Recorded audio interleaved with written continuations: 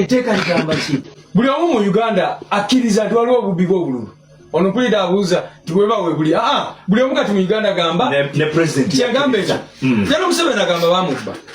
Bitiisa ne byabakama protest vote agitidde agambye nti ebyaddala obubbi bw'obululu ebyaddala weebuli. Museveni yakyogera, Bobi Wine n'akyogera, buli omu agamba obubbi weebuli gwe olowooza ani ayinza okukuuma akalulu kano kubanga mu byabakama agambye nti muleke ba polling agent babeesimbyewo bokka. Ono mu kiwandiiko kye bafulumizza bagambye nti temugeza nkusaba Munnayuganda tambuza video Munnayuganda gyongereyo bagambye byabakama kankusomera ekiwandiiko bwakiwandise. Ssaabasajja n'abasajja Ssaabasajja Pulezidenti Kyagulanyi bagenda okuzaako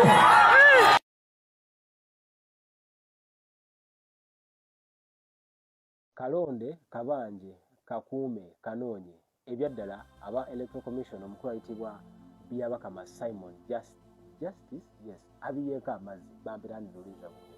Omwami ono agamba nti engombo eno ekozesa bannayuganda ensobi buli era agamba nti kino kyali mu kubanga ayogera kiyamba mmwe abeesimbyewo. Kakati agamba bino ebyenkola ya Kabanje Kalonde Kakuume tebijja kubanga bikola era n'ajulinga bannayuganda nti bumala okulonda ndowooza kati aba ategeeza dde waka yadde ng'etteeka liyogera kyanayiza bunyo ensonga nsodde kiwandiiko kiwanvu nnyo naye ngenze ku paragraph ezimu kuzisembayo ate zindala nendabanga agamba nti as regards the Kabanje demand slogan agamba nti kijja kuba kyannaku nnyo tekyetaagisa. Agamba nti ba polling nerako kati kuka president nti president bamuwa abamukuumira babiri baba polling agents yes ate ayinza abeerako ne mobilize oba supervisor mu ekyo ekitundu. Agamba nti abantu babeera enough. Agamba nti enkola eri kati simanyi wano ye muteeka mwayise kati alinga abiyisizza ku ngulu kati kyenjagala okunywa bana bye boogera nti dawaka tekiri mu mateeka.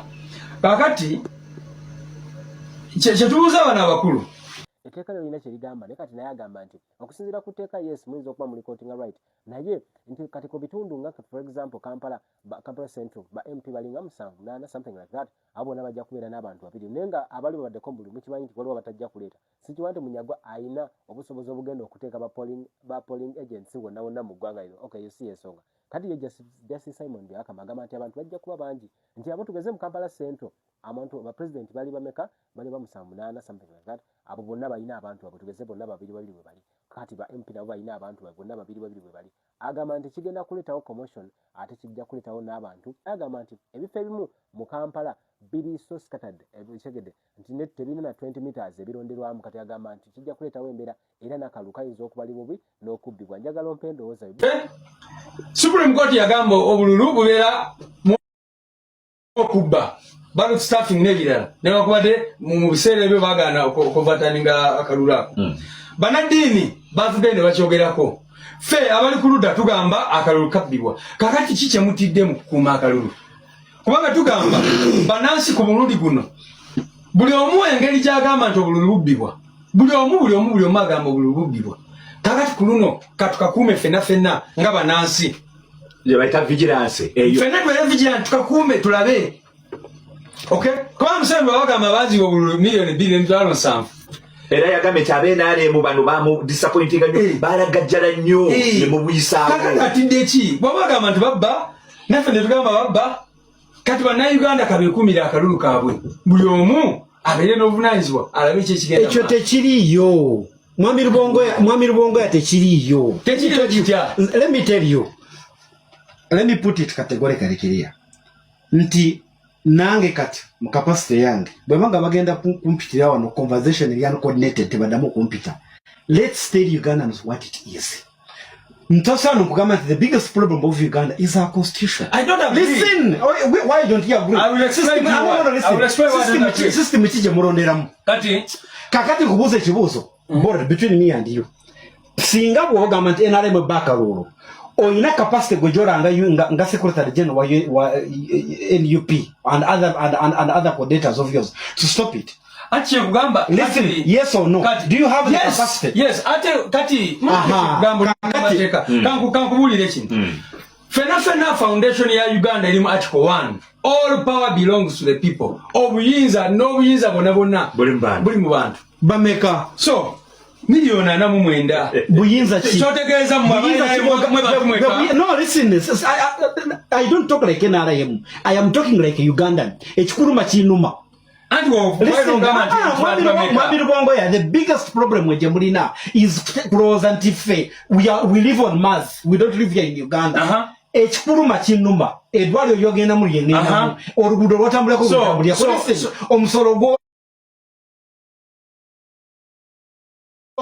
So I don't speak national radio. I speak like it's okay. Support our NRM. What's wrong with that? Mukampala my candidate is not an NRM. Antikati edakika neze tengeza okugamba kyekyimu nti bwe tuba tuli ku radio wano twogere ebiyamba abana Uganda bito wanupo bito wainaremu bito kati bye bayamba kuma kalulu ka bayamba bale kugamba foundation egwange lim article 1 all power belongs to the people kakati Museveni wavaye nagamba banziba president chagona nagamba banziba buli omu nagamba banziba Dr. Besigye nagamba banziba ali mukomera bwe yali esimbo yagamba bamuba n'abalala bonna tujuliza abantu. Does that article subject all Ugandans? Because it says Bosoma article yagamba people shall have a right to determine who governs them. Does it apply? Free and fair election. Does it apply to all Ugandans? Singo gamba tunosani oriko mwamseba iga nange fena tugenda kuyetuye neka tibwata deko noli ya Kenya manoli ya kobichi nze nompo. Does it apply to all people? All power to the people. Who? Now listen. You see, that's why the problem is something like that. It's about advocating for a constitution. So that we're not fitting them with Uganda problem ya esimateka. Sina kuchusa constitution. Ekibi kya Uganda impunity. Bwana tagambo ako. Eteka ne tulina kati. Singa tuligoberera. Tusobola ya nakalulu akamazima na bwenkanya.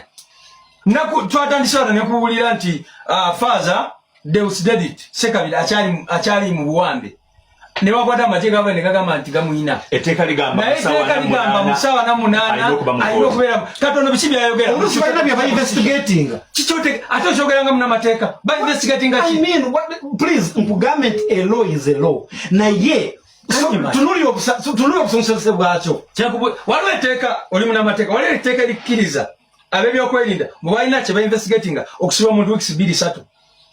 I mean, what are you talking about? No, I'm talking about the law. I'm talking about the law. I'm talking about the no, yagamye why we were investigating. I don't know namateka. Atubulire basinzira muteka ki okwata omuntu ne bamusiba weeks 3 ngati banamuleta mu court namateka najano nagamba olusiba we were investigating. So obuzibu wa Uganda sebo simateka. Obuzibu simateka, obuzibu impunity. Bwana atagambwa ako kubanga singa obo tebuliwo buli omu yali badde subjectinga because the law says all should be equal before and under the law. Kyekyo kizibu kya Uganda kye tulina kubanga ne bw'okyusa constitution n'oleeta reforms ezenkanawa bwe tuba tukyalina impunity kubanga for example teeka ligamba nti emuntu tezirina kuyingira mu polling station naye Kawempe baleeta emmamba si mundu zokka ne bayingizamu emmamba nibazingiza mu mamba mu polling station. So ekyo kikulagira ddala nti obuzibu wa Uganda etteeka lyo weeriri clear. Yes.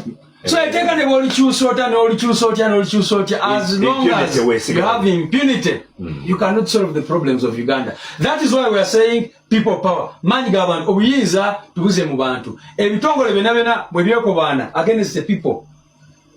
Bannayuganda bajulizaawa Article 1.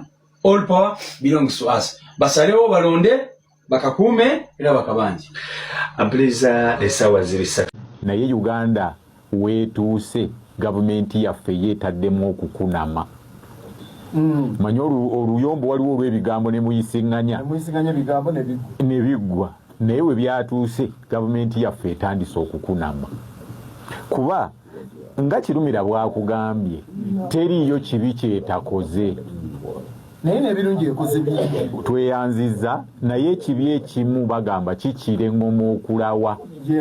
Kakati obuzibu we buli wewa mu biseera NRM we yajjira mu buyinza yali esobola bulungi nnyo okubikkiriranga ensobi zaayo ne zitalabika.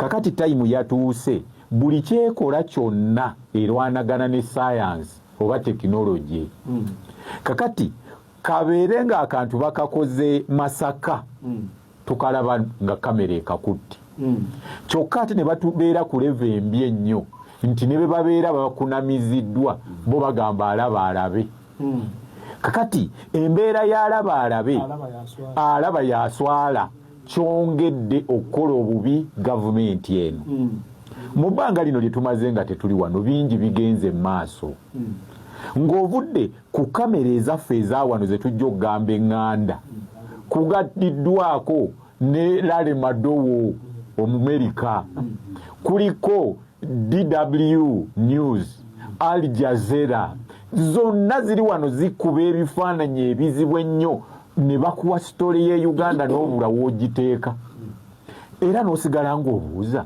nti bannaffe abakulembeddemu abakulembeze b'eggwanga lino bino byo bwe biba babizzeemu ne babiraba beetwalira mu ango ki bo babiyintapuleetinga batya kuba bwokera ku makya n'otunuulira ekifaananyi ng'owa poliisi alinnye ku muvubuka ku mutwe omulala amulinye embulago ono amufuuyidde paper spray ne wabeerawo n'akantu akalala abantu ke batatwalidde nnyo budde kwogera ebintu ebyogerebwa ng'osisinkanye abapoliisi excellence Bobi Wine his excellence ng'abasisinkanye abyogera mu luzungu ate ku kamera ng'olaba emboozi gye banyumye eraga obujjego buli mu bapoliisi baffe n'ab'amagye omusajja n'akubuuza nti obudde nga bukyalaba kati oyagala nkwatewa kakati statement ng'eyo bw'eraba omuntu ali mu ggwanga eddala nga presidential candidate yeegayirira omusirikale amubuulire we gy'aba akwata basooka ne babuuza nti mu Uganda omuntu alinayo right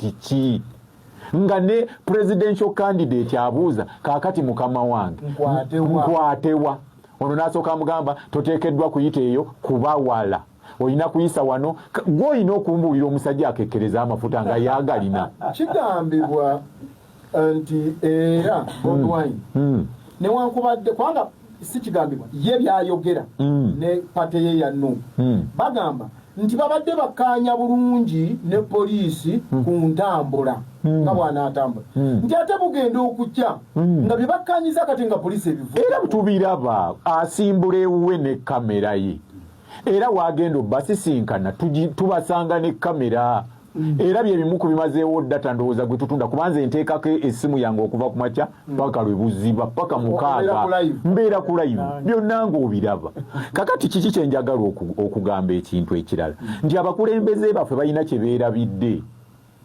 nti constitution yaffe yeebawa obuyinza okutukulembera ate era yeerimu n'amateeka Bobi Wine g'abakozesezaamu